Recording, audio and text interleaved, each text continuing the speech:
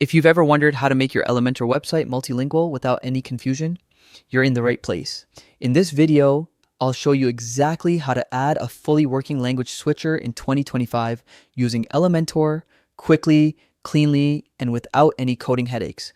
To start, make sure the Translate Press plugin is installed and activated on your WordPress site.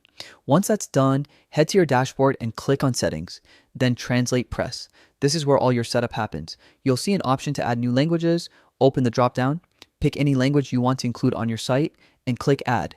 You can repeat this for as many languages as you need. This is what determines what your visitors can switch between, so don't skip it.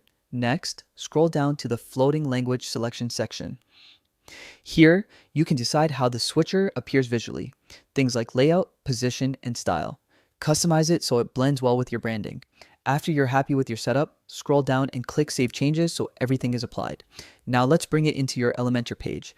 Go back to your WordPress dashboard and open Pages. Choose the page where you want the switcher to appear and click Edit with Elementor.